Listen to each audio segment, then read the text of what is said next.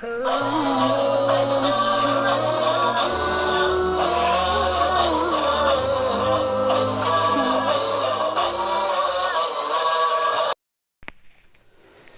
الله الرحمن الرحيم. الحمد لله رب العالمين، والصلاة والسلام على سيد المرسلين وخاتم النبيين محمد وآله وأصحابه أجمعين. أما بعد، فأعوذ بالله من الشيطان الرجيم.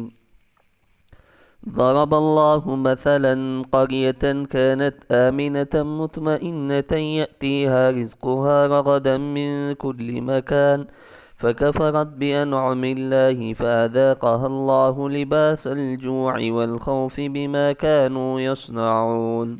صدق الله العظيم. معزز سامعین،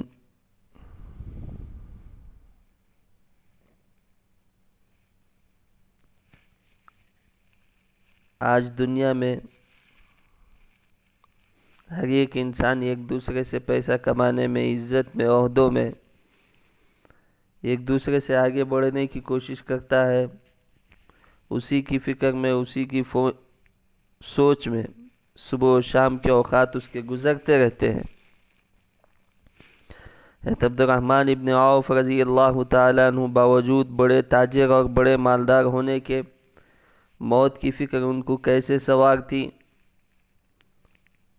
انہوں نے موت کی حقیقت کو اور اسی طرح اپنے پاس جو چیزیں ہیں وہ فانی ہیں اس کی حقیقت کو آشکارا کرتے ہوئے فرمایا کہ مصعب ابن عمیر ہو یا حضرت حمزہ ہو، ان کی نظر دنیا پر نہیں تھی، جبکہ آج ان کے نام لیواؤں کو اٹھتے بیٹھتے، سوتے جاگتے، چلتے پھرتے صرف دنیا کو بڑھانے، مال و دولت کو اکٹھا کرنے اور زمین و جائیداد بنانے کے سوا کوئی اور فکر نہیں رہتی.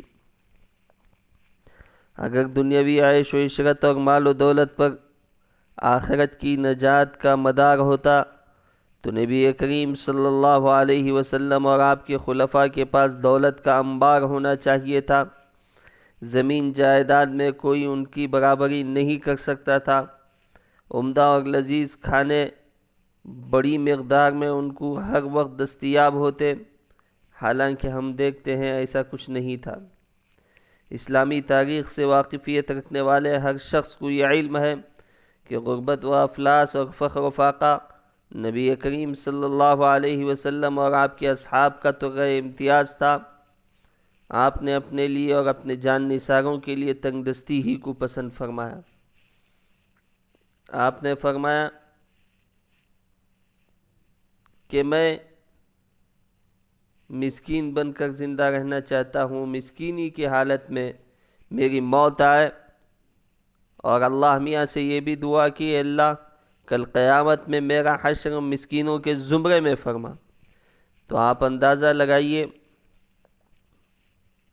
اب جس بندے کے پاس مال و دولت کا بڑا حصہ ہے، وہ کسی بندے کو مل جائے تو یہ آزمائش میں مبتلا ہونے کی علامت ہے. اللہ رب العزت کی یہ عادت شریفہ ہے، کبھی لے کر آزماتا ہے اور کبھی دے کر آزماتا ہے. جو شخص ان چیزوں میں کھرا اتر جاتا ہے وہ یقیناً آخرت کی نجات سے مالا مال ہو جائے گا. اور جس نے ناشکری کی، دولت کے نشے میں نیکیوں کو بھلا بیٹھا، گناہوں میں مبتلا ہو گیا اور رشتہ داروں پڑوسیوں کے حقوق پامال کرنے لگا، تو اس کو اللہ کے عذاب سے کوئی نہیں بچا پائے گا. اسی وجہ سے اللہ رب ذوالجلال نے قرآن مجید میں ایک بستی کا ذکر فرمایا جو اپنی نعمتوں کی ناشکری کی وجہ سے اللہ کے عذاب کے شکار ہو گئے. چنانچہ فخر و فاقہ اور تنگ دستی نے ان کو گھیر لیا. اللہ نے فرمایا ضرب اللہ مثلا قریۃ كانت آمنة مطمئنة یأتیها رزقها رغدا من کل مکان. اللہ نے ایک بستی کا تذکرہ فرماتے ہوئے فرمایا جہاں کے رہنے والے چین و سکون سے زندگی بسر کرتے تھے. چاروں جانب سے مختلف قسم کی نعمتیں ان کی طرف کھینچتی چلی آتی تھی. اہل بستی شکر گزاری کے بجائے خدا وحدہ لا شریک کی نعمتوں کی ناشکری کرنے لگے، نتیجتاً ان کے برے کرتوت کی وجہ سے اللہ تعالیٰ نے ان کو بھوک پیاس اور خوف و دہشت میں مبتلا کر دیا۔ تو اس سے معلوم ہوا کہ محض دنیاوی عیش و عشرت، مال و دولت یا آخرت کی نجات کے لیے کافی نہیں ہے۔ اسی لیے حضرت عبد الرحمن ابن عوف مالی وسعت اور مالدار ہونے کے باوجود مالداری سے کانپ اٹھے اور دل کو دہدانے والے ایک نہایت خطرناک خیال نے آپ کو گھیر لیا اور فرمانے لگے ثم اوتینا من الدنیا ما اوتینا، مصعب ابن عمر ہم سے بہتر تھے لیکن اللہ نے ہم کو دنیا کی اور مال کی فراوانی عطا فرمائی۔ پھر مالی فراوانی نے آپ کو ایسی فکر میں مبتلا کیا کہ آپ کی آنکھوں سے اس کے تصور سے آنسو بہنے لگے۔ پھر فرمایا وَلَقَدْ خَشِينَا أَن تَكُونَ حَسَنَاتُنَا عُجِّلَتْ لَنَا، جس کے لیے دنیا ہی سب کچھ نہ ہو وہ کیسے چین کی سانس لے سکتا ہے؟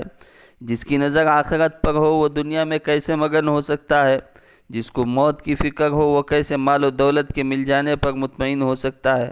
اس کو تو خبر کی زندگی سنوارنے کی فکر رہتی ہے، میدان محشر کی رسوائی سے بچنے کی جد و جہد ہمہ وقت دامن گیر رہتی ہے۔ اس کو تو پل صراط سے بعافیت گزر کر جنت میں داخلے کی سوچ و فکر چین سے نہیں بیٹھنے دیتی۔ وہ حتی الامکان نیک اعمال میں مشغول ہو کر اپنے رب کو راضی کرنے میں لگا رہتا ہے۔ اسی وجہ سے اس روایت میں حضرت عبد الرحمن ابن عوف نے بڑے دل دوز انداز میں فکر آخرت کا اظہار کرتے ہوئے فرماتے ہیں ہمیں تو مالداری کو دیکھ کر یہ ڈر ہونے لگتا ہے کہ ہم کہیں ہماری نیکیوں کا بدلہ مال و دولت کی شکل میں دنیا ہی میں نہ دے دیا گیا ہو۔ اس خیال کے آتے ہی آپ کی آنکھیں اشکبار ہو گئی، رونے لگے، اتنا روئے کہ کھانا وغیرہ سب کچھ چھوٹ گیا۔ میں آپ سے یہ سوال کرتا ہوں معزز سامعین، کہ آج کے مالداروں کو بھی اس طرح کا خیال کبھی پریشان کرتا ہے؟ کیا وہ بھی آخرت کی فکر میں کبھی آنسو بہاتے ہیں؟ کیا ان کو کبھی موت کی یاد ستاتی ہے؟ اگر خدا نخواستہ اس کا جواب نفی میں ہے، نہیں میں ہے، تو پھر آج ہی سے اپنے اعمال کا محاسبہ شروع کر دیجئے اور نیکیوں کو انجام دینے میں ایک دوسرے سے آگے بڑھنے کی کوشش کیجئے۔